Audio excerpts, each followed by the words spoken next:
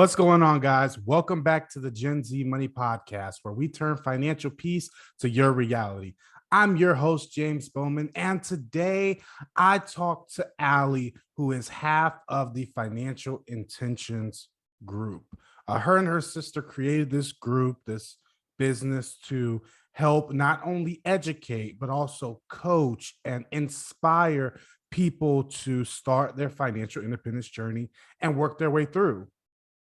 And me and Allie, we talk about a whole bunch of different things from having divorced parents. We talk about student loan debts. We talk about ways of avoiding student loan debts. I mean, we go through so many different topics that a lot of people are going to be able to relate to. So I really hope that you guys enjoy this interview, and I don't want to spoil it too much. Her sister did not join us on this interview, but I'm going to have her sister on in the future to tell her story and to give her personal finance tips. But without further ado, guys, let's just jump right into the interview. What's going on, Allie? Welcome to the Gen Z Money Podcast. How you doing today? Good, great. I'm so happy to be here. No, really, the pleasure is all mine. I really appreciate you coming on today to share your story. We linked up on Instagram. We both follow each other, and you're always making reels and TikTok videos and things like that to kind of take the well, let's just say the heavy weight off of personal finances and start making it fun for people to be able to relate to. Yes, thank you. That's exactly the intent, because I think a lot of people are really like intimidated by personal finance and all things money. So we're just trying to lighten it up a little bit while still being like helpful and educational.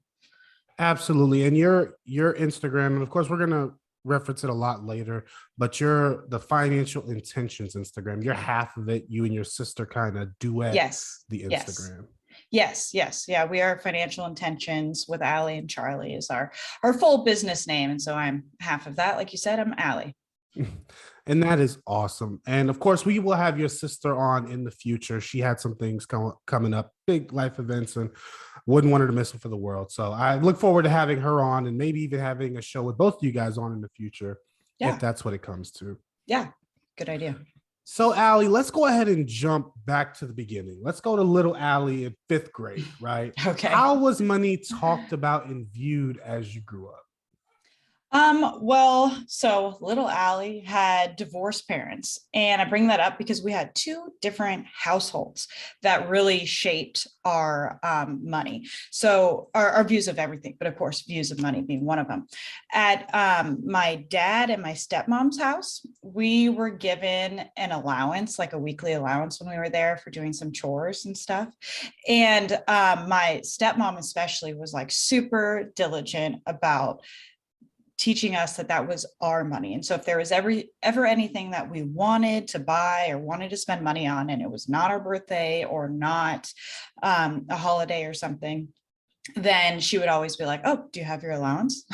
And so that kind of like helped us learn like some really basics at a young age about managing our money. And then at my mom and my stepdad's house, we didn't have an allowance, but they're both entrepreneurs. And I bring that up because I think entrepreneurs just like openly talk more about money, or at least in my experience. And so even from a young age, my stepdad was always talking to us about compounding interest, and he's a little Dave Ramsey-esque. So he's, debt is bad, like that sort of thing. So kind of grew up with two different households, if that makes sense, with two different methodologies that I think really, really shaped myself and my siblings. Okay, that's interesting. So it doesn't sound as though they were conflicting. No, different, but not necessarily conflicting. Yeah. My my stepmom and my dad, they money was always a little bit tighter for them, and they, especially when there was four of us in college at once, but they didn't really talk about it, whereas like my stepdad and my mom did openly talk about money more. So that was a big difference. But yeah, I would say they were complementary, actually. Okay, and then so since you had both perspectives, because I encounter this a lot where where money can sometimes be a little bit more stringent in the household, they try to keep that money stress off of their children. Where it seems as though one household, like if your entrepreneurship household had a problem with money, everybody knew, they were very transparent. But Right. the other household, it was kind of like, don't stress the kids out, right? They have other things to worry about. Which do Definitely. you Yeah. think was more beneficial? Um, yeah, that's a good question. I think that if there could like strike a balance somewhere in the middle would be the most beneficial, because being in the dark about our parents' struggles with money was helped us. Like when we became teenagers, we were not really able to be sympathetic about that. It was like, well, how come I can't do this club soccer, or how come I can't get the latest and greatest fill in the blank.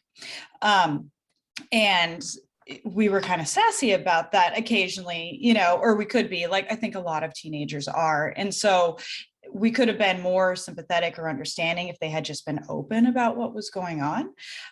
Whereas on the flip side, in the other house, my mom and my stepdad were kind of the opposite, because they were so aggressively paying off debt. They had some investment properties and business related debt too, and they were just so aggressive about paying that off at a very accelerated timeline that they sometimes made it feel like we were more strapped for cash than that household actually was, if that makes sense. So I guess my answer is, if striking a balance somewhere in the middle, being somewhat transparent but not a guilt trip sort of thing would be, I think, helpful. It depends on the age too, because if they're young, like you said, go back in time, like I was a fifth grader, that's kind of young, but a middle school age teenager, they can definitely understand more.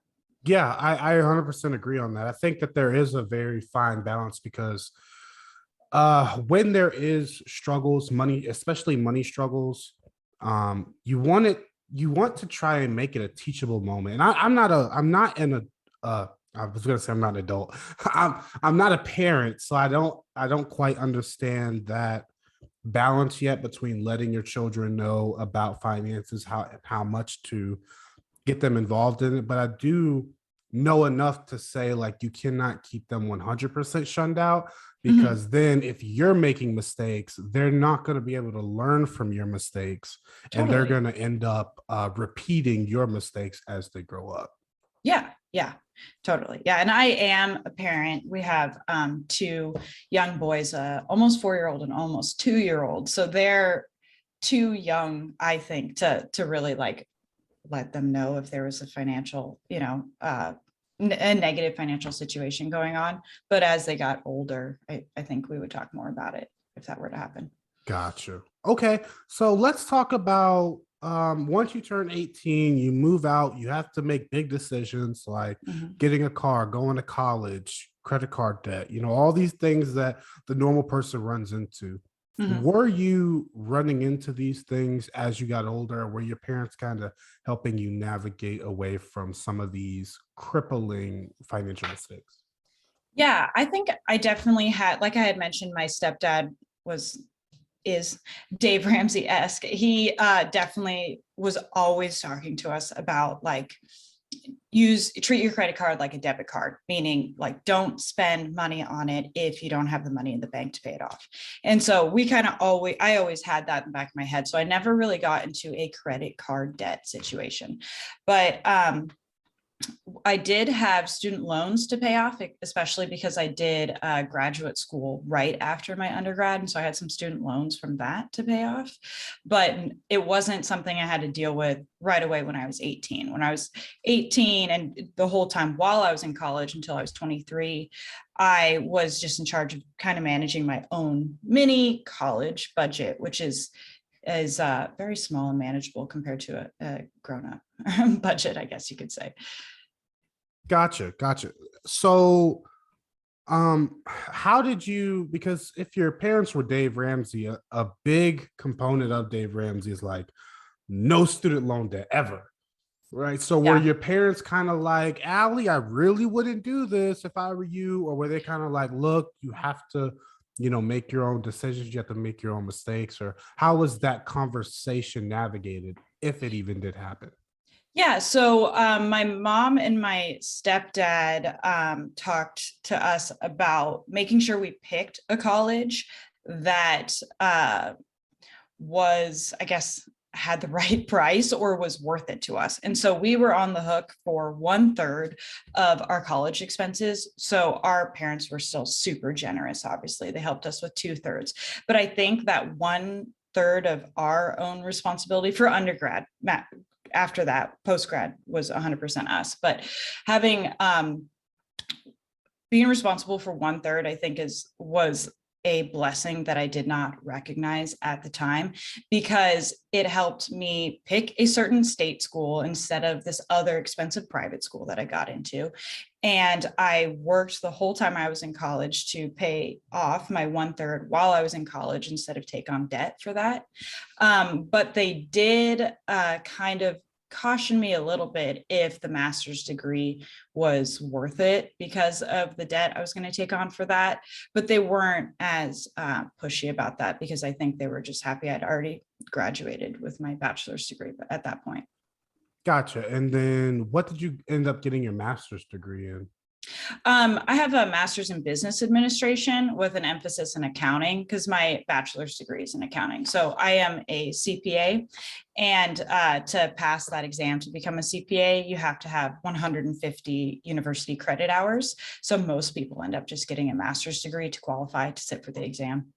Gotcha. I've had another guest, Amy, on. I think it was like episode 23 or 24, but she was also talking about how some states, or let's just say most states, have that college degree minimum to take the CPA exam. And so Yeah. that's why she ended up getting her master's also. So that's Mhm. awesome. So, and then what was the total student loan that you ended up with after completion of your master's? Yeah, so it was pretty light, and that's because of the school I chose to go to, and I applied for so many scholarships, and I was a graduate assistant while I was in the master's program. And so I graduated with just over $15,000 in student debt, which was low compared to what a lot of people have. And so I was fortunate to get some scholarships. And I applied for so many little scholarships. I think a lot of people just go for the big ones. But when you add up these like 20 different smaller scholarships I got, they were pretty significant when combined. So it's another little tip. People can do the smaller scholarships and not just the big ones. Okay, and you mentioned you were a graduate assistant. What Yeah. does that entail? So that means that you are an employee of the university in Hmm. addition to a student of the university. So if you, when you were in college, you might have had a TA, or they're called TAs in the class, where they might teach a lower level subject. And so that's what a graduate assistant is. I worked in the writing lab. So so it's basically an employee of the university in addition to a student. Awesome. And so I assume a lot of times when you are an employee of the institution, they reduce your tuition costs, Mhm, mhm. and they also pay you. Yes, So you're exactly. so you're double dipping. You're not just working in college; you're working for the college, and now you're getting that double benefit, which is awesome. And Yeah.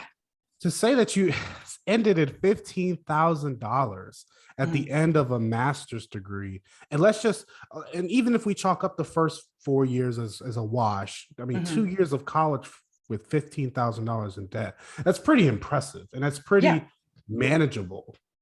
Definitely, definitely. Yeah. And that was part of why I decided to pursue the master's degree, because I was looking at other programs that would put me in like $50,000 of debt or more. And that gave me a lot of anxiety just thinking of taking on all of that debt. So $15,000 was manageable, like you said, so I could handle that. But I think that is so amazing that you were even thinking about how much debt, cumulatively you would end up with at the end of this. Like you did, like, I mean, I guess as an accounting major, it makes sense for you to do that. But there are still people who don't, right? They There's just definitely kind of, people that don't. I had no fellow accountants that did not.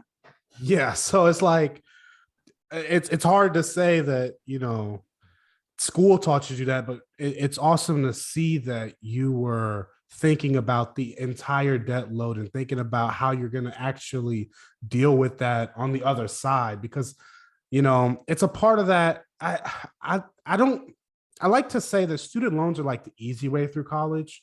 It's hard to work through college. It's hard to work for the college. It's hard to do all these other things, military service for tuition or tuition Mhm, reimbursement programs. And there's so many different things that are a lot harder than student loans. mhm. Um, and so I think a lot of people take that easy route, which is easy up front, but it's harder over the lifetime of your experience paying that back. So it's Definitely. Yeah. And that's why I brought up the smaller scholarships too, is because it's like the same amount of work to apply for a $1,000 scholarship sometimes as it is the $20,000 scholarship. So it's a lot of work applying for all of these different smaller scholarships, but the applicant pool is smaller. And so it's less competitive. And so that's a good way to kind of help people with the burden too, I think. Yeah, that's awesome. That's one thing I like about Dave Ramsey. He's like, make your child, if your children are not going to work in high school, then one of their jobs should be applying for scholarships, right? They Yeah. should be Yeah. putting at least 2-3 hours a day in applying, because there are hundreds of thousands of dollars that go unclaimed every year for scholarships. It's Yeah. because people put um all of their energy towards the big boys instead of just getting the little ankle biters that end up, Exactly. Mhm. you take the ankle biters and you end up with $15,000 of student loan debt and a master's degree. So Yeah. I Yeah. think that's amazing. Thanks. Yeah. Okay, so you have this $15,000 in debt. Was there any other significant debt at the time that you guys decided, like, okay, we need to go ahead and start tackling? Yeah. So I say we because my husband and I got married right after I graduated from this master's program. So we kind of entered into adulthood and money management together. And I started a job at a public accounting firm, and you have to drive around to clients all of the times. And I'm in Southern California, so I'm driving all over Los Angeles County. And I bring this up because I'm on my way to a client a few weeks into my very first job, and my car breaks down. And it turns out the transmission broke. I don't really know the car terms, but all I know is that the transmission broke, right? And I had only received like 3 paychecks from this new job by the time that this happened. So I had no down payment saved. But I was like, I have to keep this job. I need a reliable car to drive all around. And so within like the first couple months of starting this job, I got a $17,000 car loan because I had no savings yet. Right. So I graduated with only $15,000 in debt. And then a few months later, more than doubled it. And we have $32,000 of debt because I have this car loan now also. Okay, and that again, that's not something that's very uncommon, you Right. know. And of course, there's plenty of ways to rationalize it, like, oh, I want a safe car, I don't want a beater because I have to drive around for work. So Mhm, there are many mhm, ways that you can justify a purchase like that. So now that you have $32,000 in debt, you have a car payment, and you have student loans, mhm. how do you guys decide that you're going to tackle this? So I kind of started reading about personal finance, and I want to bring up that despite my accounting and MBA education, I definitely had to self teach personal finance topics. In college, they teach you all about how to run a corporation's money and budget, but they never talk about personal stuff. And so I felt overwhelmed by this amount of debt. And so my husband and I started reading about personal finance, and we got Mint, that app to manage your money and sync all your accounts. And we didn't really have a specific plan at first. It was just take all of our extra money and throw it at the debt. And so whenever we got bonuses, it was 100% thrown at the debt. We didn't even let it sit in our bank account. And that was really helpful because that could take away big chunks at a time. And paying, of course, above the minimum payments. And we just picked one. We picked the student loan because it had the higher interest, and we just focused all of our attention on that. And we were able to pay it off, the $15,000, in 18 months. And so that felt great. And then next we turned our attention to the car loan, and it took us another 14, 15-ish months to pay that off. And so, okay, so you're all in for 2.5 to 3 years to get $32,000. Yeah. Okay. Yeah. So let's continue with the storyline. So you guys fight, and I will say that's a pretty long fight to get out of debt. Would you classify you guys as gazelle intense during that time, where you were completely cutting everything, or were you kind of living at the same time? We were living. I have never been the like gazelle intense type. I think I had mentioned that with the two different households growing up, there was different spending habits. And so I kind of tried to pick and choose parts that I like from both. One was very frugal and one spent a little bit more freely. And so we were going out to eat at this time. We went on like once a year, we went on a nice big vacation. So we really have always tried to strike a balance. So it's like, this is our priority, but we're still going to live life, enjoy life. We knew we wanted to have kids one day, but we didn't at the time. So traveling was a priority at this point because it would be harder with kids. Gotcha. So after you guys, knock out this $32,000 in debt, what is your plan going forward to that point? Because we talk about Dave Ramsey a lot and his baby steps on the show. It doesn't seem like you guys are really following his plan, so I don't want to assume. I actually at this point had not even discovered him. I only mentioned Dave Ramsey because the more I learn about him, the more I think my stepdad is kind of similar, or at least aligned with that methodology. So next, after the debt is paid off, we unfortunately had a little bit of lifestyle creep, and we paid off the debt, and I was still sending monthly direct deposit, or I'm sorry, bi-weekly, twice a month. So every time I got paid, I was still automatically depositing money into my savings account. But I didn't increase it really after we paid off the debt. I just kind of let it stay the same, and I allowed for lifestyle creep.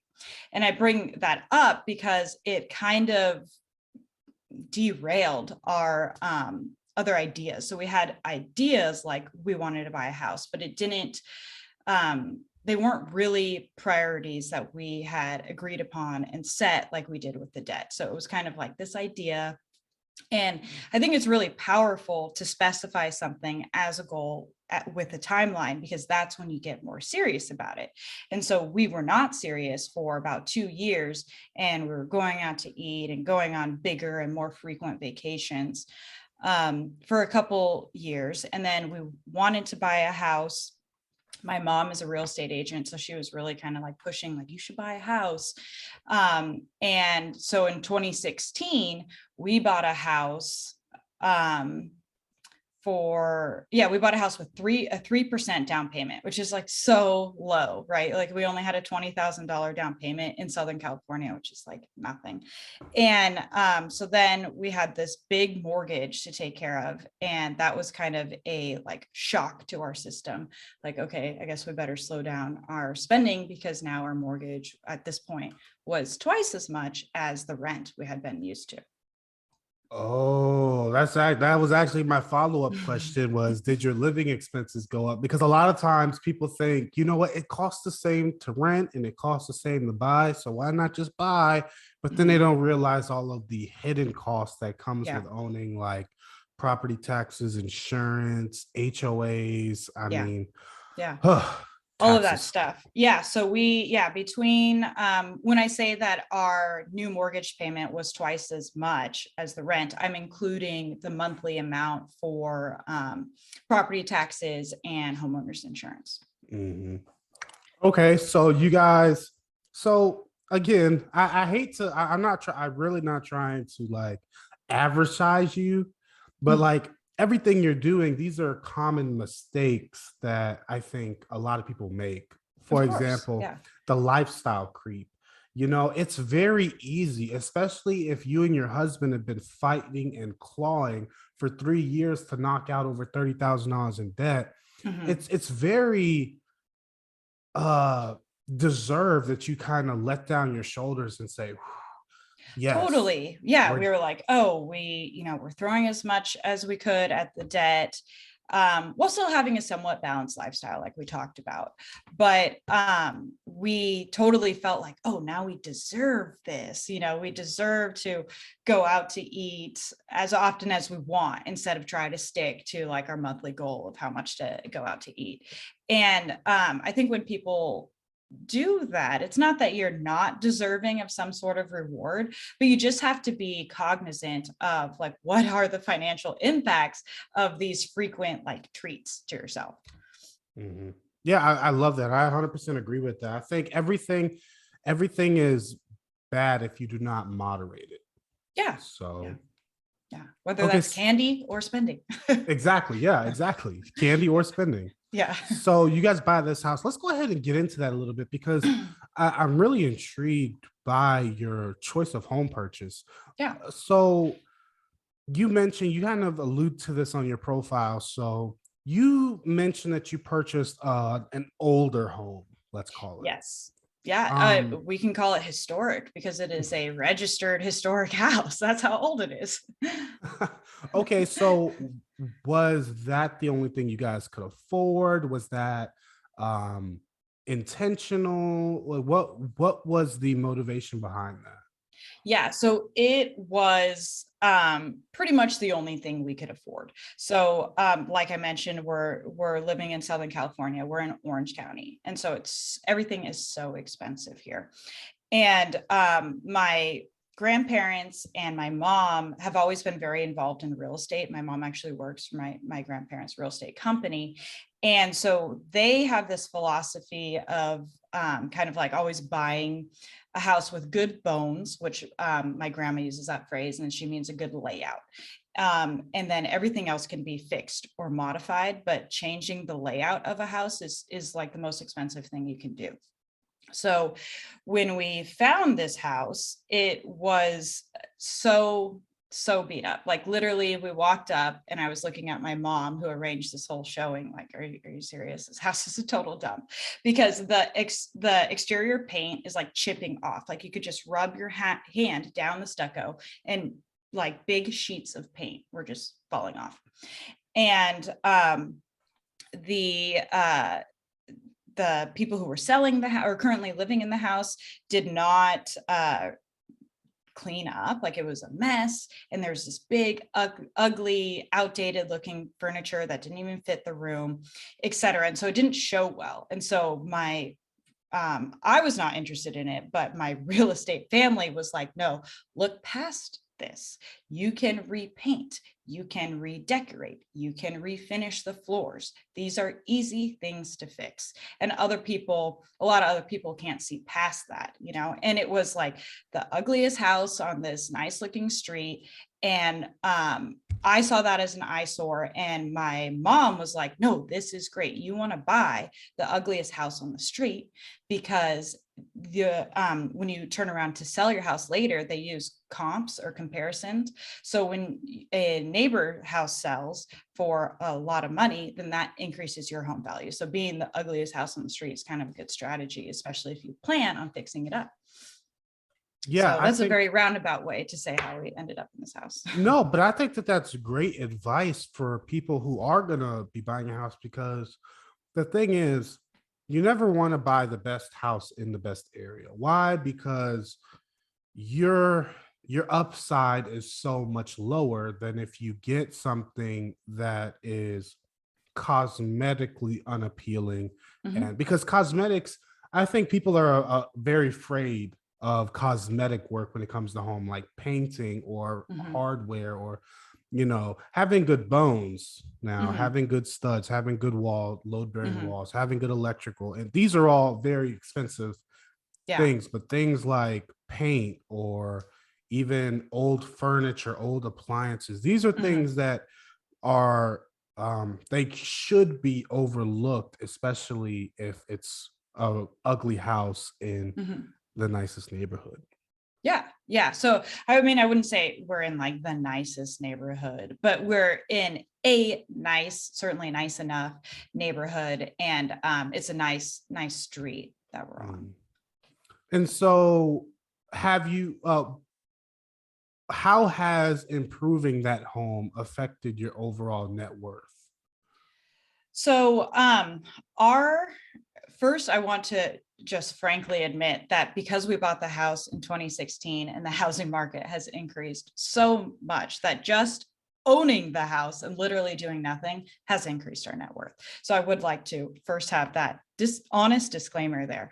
But we have done a lot of remodel projects, but ones that we could afford, and we did it as we could save for it.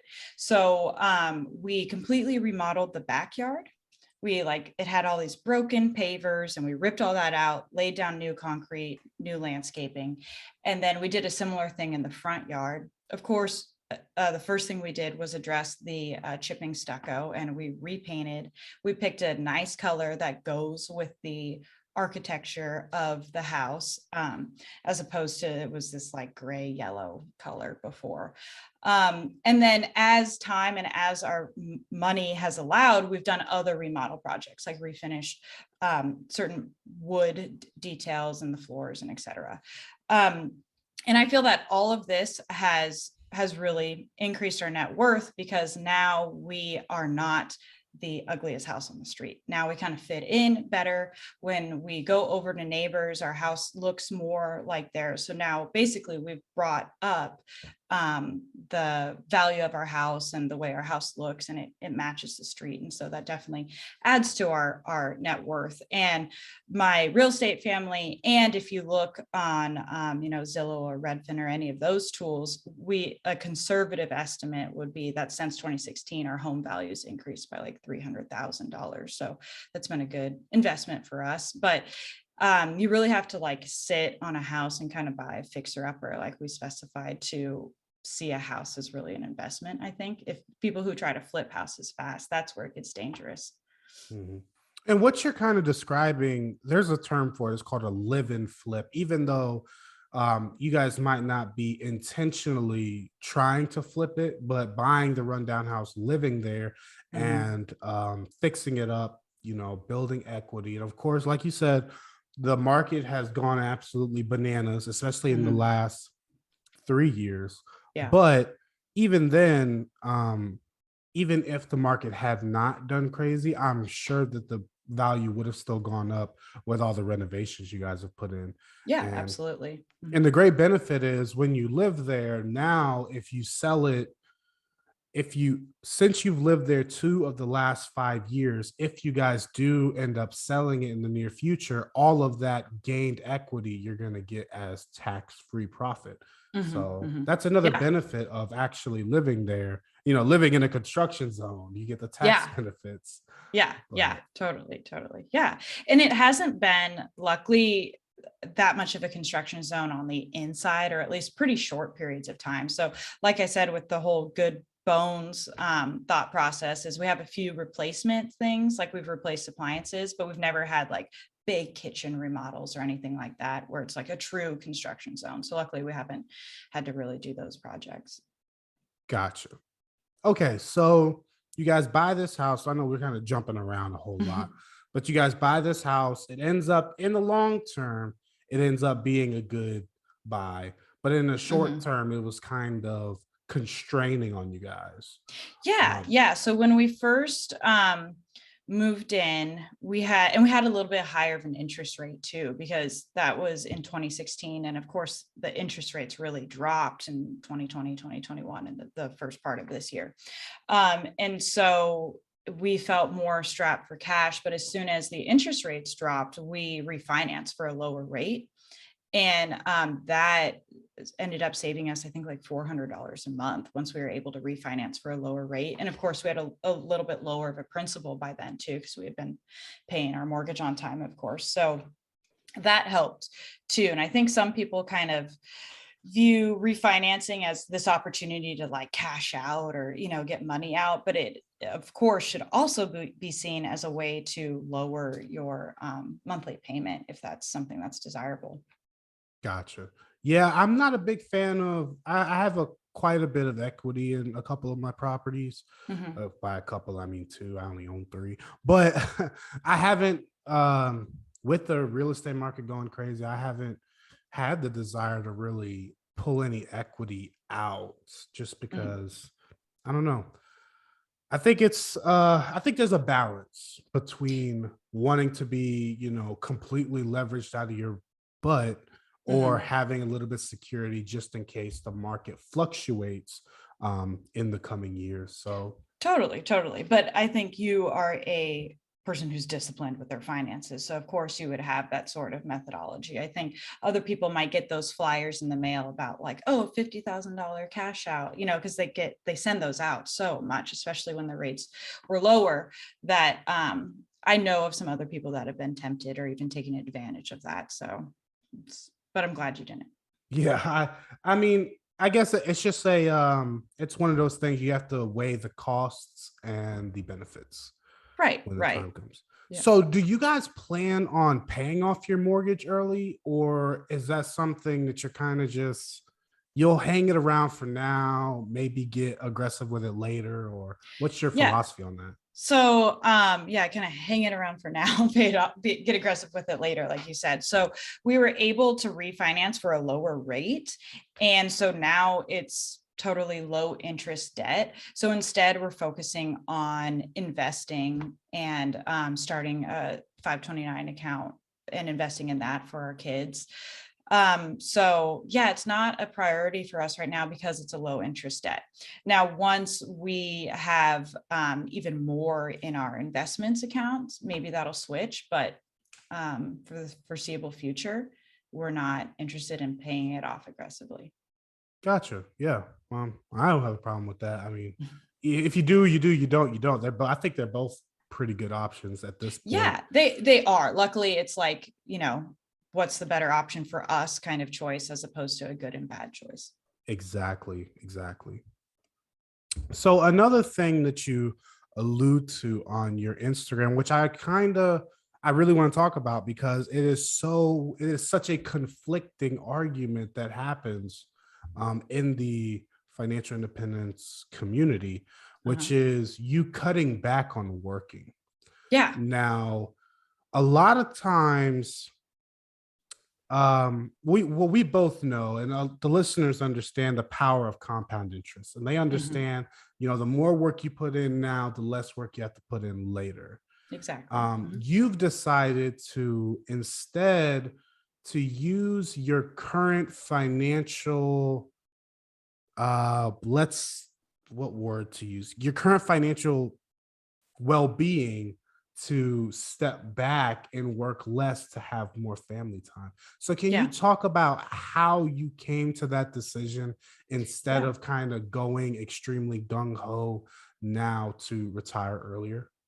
Yeah, yeah, I'd be happy to talk about it. And I'm glad we are because it is such a hot topic. It seems like so many people in the FIRE, financial independence retire early community are just like put all your effort and everything you can into investing. So that you can retire early. And I think that that is great, but that's not for everyone. And my husband and I don't feel like that's for us. And the reason is because we have two young kids, like I already mentioned, and we just want to be home with them, especially when they're little. So in 2018, we had our first son, and I had this like big manager position that I had just been promoted to. And I told my boss right before I left for maternity leave that I'd really like to talk to her about coming back only 4 days a week. And at first she was shocked and I was really nervous to ask. But then she came back and we talked about it more. And I kind of explained how, I'm a really good employee and I think that this will help me focus better as an employee and all of that. And so I was able to negotiate to be only 4 days a week when I first came back. And then Later, I took another job for only 3 days a week, and then I eventually scaled down to 2 days a week. And now I am just focusing on financial intentions and being a mom. And that is not something that is for everyone, but that is the choice that we have had. And I just think it's all about finding the balance and the balance that is right for you and your household. A lot of people say personal finance is personal, and I think it totally is. Some people are going to have goals where they don't want to have any debt, like you brought up the mortgage debt. Some people don't want to have any debt. And then other people want to aggressively invest and retire early. And some people want to have the opportunity to step back when their kids are young. And I'm still keeping my CPA license active. So I do intend to use that and return to the workforce later. But right now, when they're almost 2 and almost 4, that's just not our priority. Yeah, I love that you bring that up. The first thing is like the fact that you were able to leverage your past employment history to, get what you want. Cause I don't think a lot of people have the option or the leverage to go up to their boss and say, hey, look, I'd really like to adjust my hours Mhm. because, you have to be somewhat of a high performing, high trustworthy employee in order to have that leverage, Yeah. especially depending on in what career you're in. Mhm. Mhm. And that's kind of a big reason where I'm always telling people like no matter what you're doing, especially if you're, in your job or doing something outside of your role, you always need to be doing the best you can Yeah. because this is the type of unforeseen reward that Mhm. you can expect to get, right? Yeah. You have the leverage to say, look, I'm one of your best performers. This Mhm. will help me XYZ, and this will also help you XYZ. If you Yeah. are that employee that does the bare minimum, you show up right before the time, you leave right as soon as 5 o'clock hits, Mhm. you're never willing to help anybody out, you're not cooperative. They're just going to laugh at you when you come and ask something so ridiculous. Yeah, yeah. And I have, over the course of my career, I have been in the position where people have asked me for modifications to their schedule or a raise or anything, right? And they, when they are not a high performer and they come to you with this request, it the tables turn so fast on them, because then it's like, oh well, you're asking for this, but I've been meaning to talk to you about X, Y, and Z. I need you to be the higher performer. I need this. I need this instead. Or it's just a no if you are wanting the employee to leave, for example, which I have been in that position. And so it's, yeah, like you said, it's so important to, when you are at work, be dedicated, be focused, be a high performer. Now, that doesn't mean work all this overtime and forget any sort of work-life balance. It just means when you are there, be engaged and give it your all. Yeah, I 100% agree. I don't think you shouldn't be breaking your back at Yeah. work, but you should also not be a liability over an Mhm, asset for the mhm, mhm, company and for your coworkers. mhm, mhm, So you talked about how you have stepped away from work full time and now you're working on financial intentions full time, which is mhm, super exciting. I think we all hope to be there at, be building our own business full time at mhm. some point. But of course, that doesn't come easy. It didn't just happen overnight. You Mhm. actually worked your way up to getting to this point. Yeah, and so we actually we just started in November with financial intentions. And so I'm not here to say we were any sort of overnight success. I wish that was my story, but that's not. Instead, I knew that I wanted to leave my employer, and I knew that we were working on and starting financial intentions. So my husband and I have been saving money so that I could have this sort of like unpaid sabbatical to focus on financial intentions and try to increase the revenue and everything with that. But I just wanted to be upfront and honest that financial intentions has not replaced the income that I had with my previous employer yet. But instead, we kind of decided I wasn't happy. I was having a lot of anxiety issues while I was there. And instead, saving money and kind of taking a different approach. So instead of waiting until financial intentions was successful, we saved up enough to where I could kind of have this unpaid sabbatical to work on it and try to bring the revenue to be more consistent. Yeah, and the reason I wanted to bring this up is because a lot people are very quick to claim privilege or claim they're very quick to tear someone down and point out all of the privileges they have without actually stepping back and saying, okay, wait a minute, they didn't go on a vacation for a year to save up money, and they're still working a lot of hours, and Mhm. they're not just saying like, oh, Allie's husband's just taking care of her now. She didn't have to work. Her kids go to daycare. She's just I Mhm. want Mhm. to point out the sacrifices and delayed gratification it takes in order to make big decisions like Mhm. quitting your job and going full time on your own business. Yeah, yeah, and thank you. Yeah, and it was a long planned out um effort. It was not let's just quit tomorrow. It took us a year to save up, plan for it, focus on reducing our expenses and having savings at the same time, and launching financial intentions all at the same time. And you guys are still sacrificing, right? You're still Mhm. sacrificing, living on a smaller budget and Yeah, having to say no to some things. That way you could say yes to this career track. exactly. Yeah, yeah. So, Allie, why do you think people need a financial coach? I think a financial coach is great for people who have anxiety related to money, or just creating a plan for themselves, or if they just don't know where to start. A financial coach is like your biggest money cheerleader and accountability coach, right? So some people have that within themselves or maybe a partner, and they don't need a financial coach. So I don't think everyone needs a financial coach, but I think there are a lot of people out there who would really benefit from it. So it's just a helping hand, someone to objectively look at your overall financial health and help you, teach you some basic principles of personal finance and how to implement that into your actual real life numbers in your daily life. Yeah, I love that. I think financial coaches get a bad rap because people pay for coaching and they think that their coach is going to give them the secret formula to know, Mhm. to make the best Krabby Patty to become an overnight billionaire, gajillionaire, Yeah, yeah. when really, like, we're not teaching you anything that's a secret. We're not, Right. we're Yeah. there for accountability.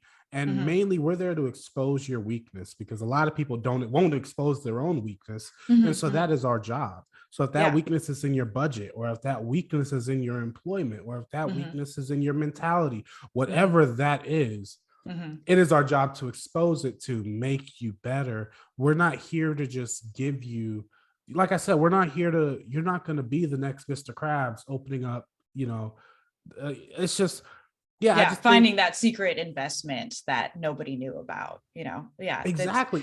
And mhm. they think that it's not only us that don't do it, but it's Mhm. also the guru whose course she bought. He isn't going to do it. And Mhm. the Grant Cardone course, the Dave Ramsey course, none of these Mhm. places are going to teach you that one secret that you did not know about that everybody was keeping from you to Mhm. make you a gajillionaire.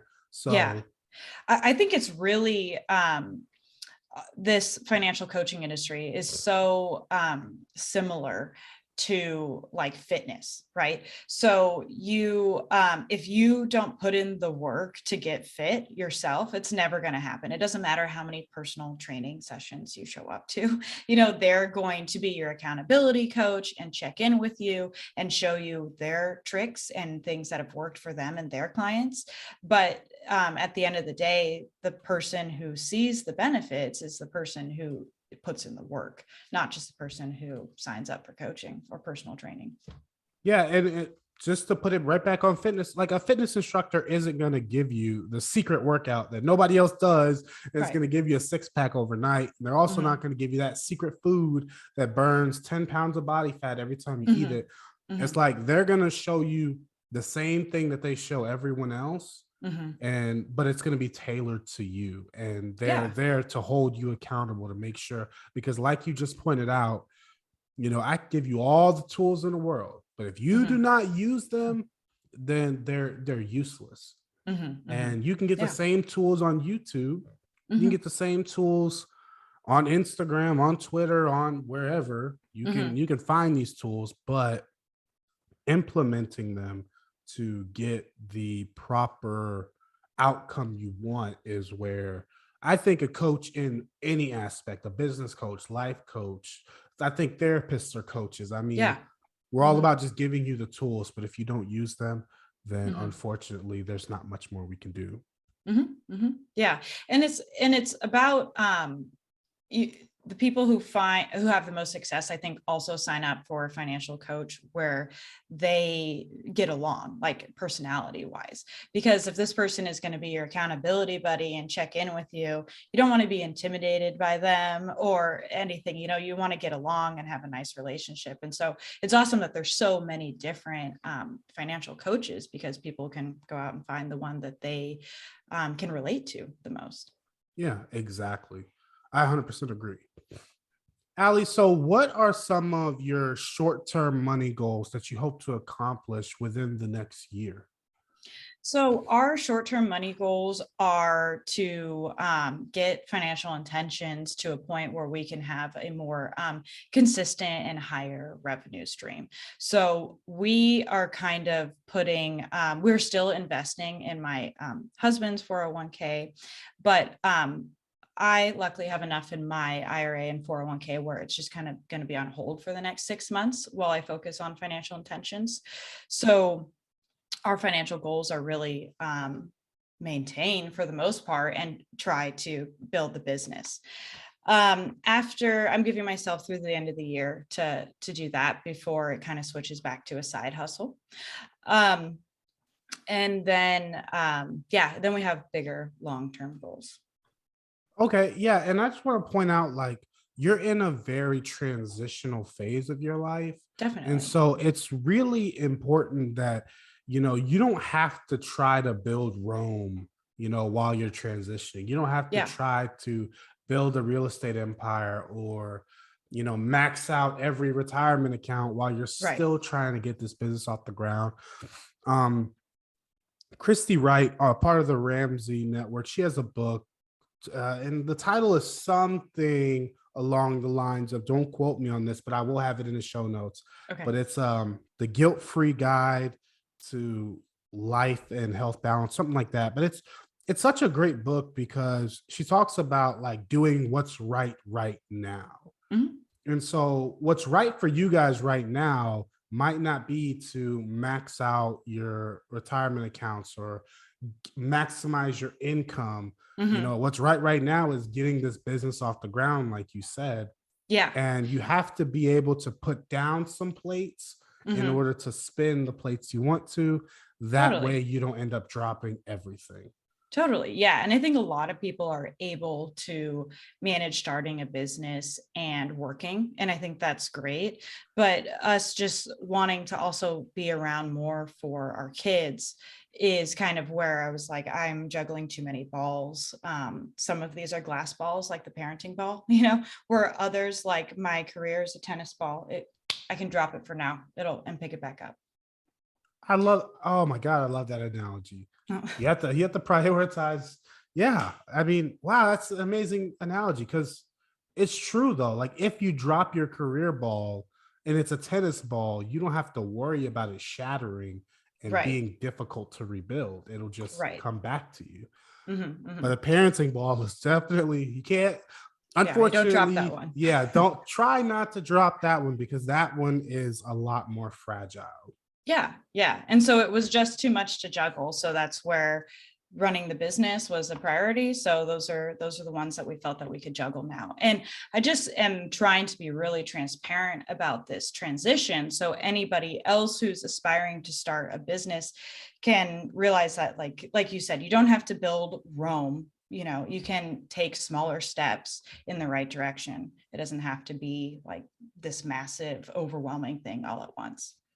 Yeah, I can 100% relate to that because I mean, I'm currently juggling a whole lot of balls. I have my primary job, I've got the podcast, I've got the financial coaching, I've got the real estate. And so a lot of times, one might get thrown off and I just forget about it for a little while. Yeah. Like right now, I'm about to purchase another property. So I'm putting the podcast on hold on autopilot a little bit for maybe the next couple of months. That's why I've been, working so hard on it now. That way I can put more focus on buying my next property. And once that's done, then I can shift more back. focus. Yeah. Exactly. Yeah. But it's all about, if I try to do everything 100%, nothing's going to get done.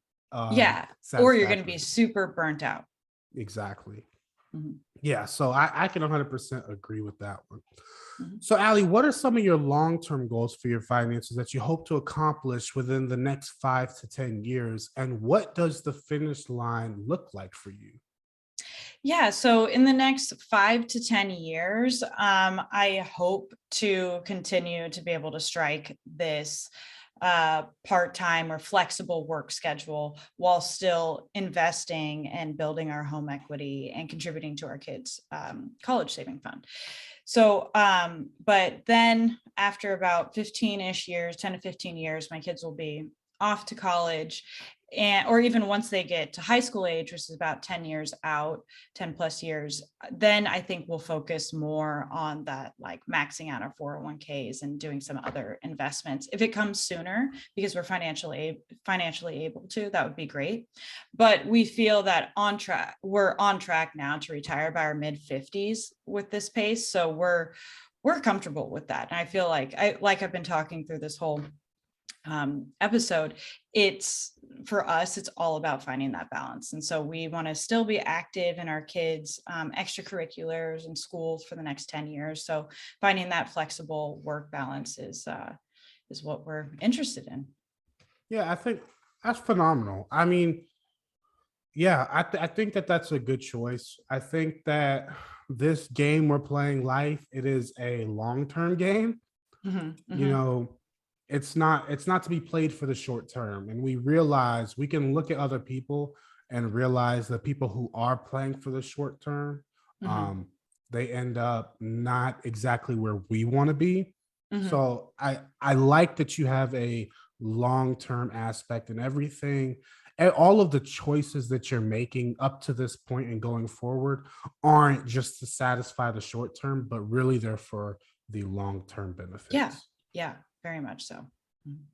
All right, Allie. So we're going to go into the final questions of the podcast. And of course, I ask these same questions to every single guest that come on. Are you ready? Yes, I'm ready. Question number 1. Everyone has their own definition of what it means to have financial peace. What is your definition? So I think our definition is that you've already achieved financial stability or financial security. So you already are no longer worried about your day-to-day expenses and how you're going to pay that. So beyond that is financial peace. And I think that is where your investments or passive income stream have covered your needs part of your budget. So it's kind of like a very lean FI, right? It's financial peace for me. Of course, beyond that would be where it can also cover your wants, but just financial peace is where your investments cover your needs. So now you're at a place where you're work optional, right? So you can work if you find fulfillment in that, but you're not forced to do it. So I think that to me is financial peace. Yeah, I 100% agree with that definition. That's actually my personal definition. Once my passive income surpasses my necessity budget, then I found financial peace. And I'm very close, but I'm not there yet. But I've also been able to find peace on other steps of the journey also. So I think that that's Yeah, awesome. that's great. So if there are listeners out there that want to start building wealth and they have no clue where to get started, what would you tell them? I would tell them to first start by tracking their expenses. And there's a lot of free apps that they can download to do this. I use Mint, Personal Capital is another one, and you can Google them. There's a lot. I think tracking your expenses and really paying attention to your spending is always where you need to start first, because a lot of people look at what they're spending and are maybe not happy with those past choices. So you need to make sure that your spending is aligned with what actually brings you joy and or what is actually important to you. And then at the end of that process, you should have some money left over, right? So your income minus your needs and wants should have money left over. And then that is where the magic really happens, because that's where you can apply it to your financial goals. But step one is definitely track your expenses and figure out what your monthly allocation to financial goals even can be. Yeah, I love that you brought up the fact that a lot of us spend money on things that we think we value, but Mhm. really we don't. And I found the only way to really figure that out is to start removing things from your budget. You Mhm. know, if you remove Amazon Prime from your budget and you don't miss it for the next 6 months, maybe you don't value that as much as you thought you did. But Yeah, let's yeah. say you remove, I don't know, ice cream cones from your budget. And Mhm. then a week later, you're like, man, I really want an ice cream cone. Maybe you Yeah. can add that back in because you value it more. So I think that it's really important to go through your budget, Mhm. figure out what you value and what you don't. Because if you haven't done that, I'm 100%, I can almost 100% guarantee that there is something in your budget that you're spending money on that you value extremely, extremely minimally. Yeah. Yeah. No, and that's a great exercise. What you mentioned is just if you're at all on the fence about it, remove it. Because if it brought you enough joy or satisfaction to your life, then you'll add it back. I was gonna say, Allie, you could always add it back. Nobody's gonna be like, nope, you Right. can't add it back. It's gone forever. You Right. can Right. always add it back. I love Yeah. that. Mhm. So, if there's one thing you could advise everyone to avoid doing to build wealth, what would that be? I would advise people to get involved with high interest debt or accumulate high interest debt. So we define high interest debt as anything with 6% or higher interest rate. So it's very common on credit cards, some car loans, personal loans, even some student loans. So if you have high interest debt, that needs to be a priority to get rid of it. And then if you don't have it, you need to continue to not have it, because that is just such a anti-wealth building thing to Well, have. I'm going to challenge you that on a little bit, Allie, because it's a Okay. lot easier to say stay away from high interest debt than it actually is, because you can Yeah. you could be walking down in the mall and fall into a JC Penney credit card, you know. So That's true. Yeah. what are some ways that people can avoid falling into these high interest rate debts? Okay. I think it depends a little bit on the type of debt, but we can go with credit card debt because that's the example you brought up. And I think it's the most common. So if you have a credit card or you choose to open a new one, like the JCPenney one you just mentioned, you should make sure you pay it off at a minimum at least once a month. So that's where you have this debt, but very temporarily, right? And you pay it off before it accrues any interest.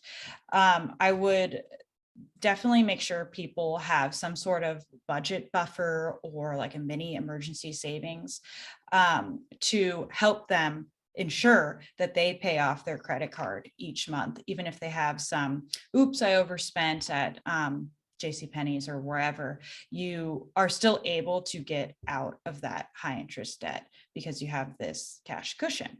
And if you don't, then that's where you just need to make it a priority to get rid of it. Awesome. Yeah, yeah, I love that. I was talking to Joey on, I don't remember which, I have him on so much.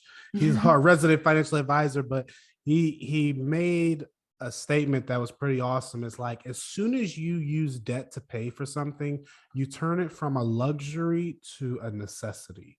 Yeah. Oh, I think I And listened to that episode. I like that. Yeah. yeah, Yeah. and it's just like, boom, it's so true. You Hmm. start with, well, wanting that Victoria's Secret, I Hmm. don't know, bathing suit.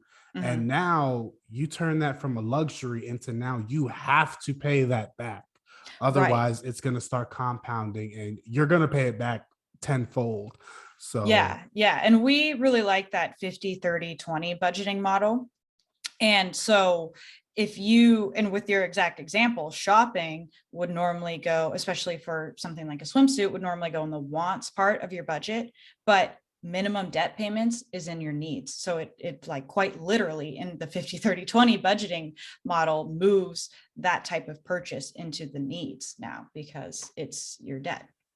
exactly. Yeah. And I think that is one way to completely ruin yourself, is to Yeah. start turning your wants into needs, Hmm. because that's gonna rob you of most of your budget right there.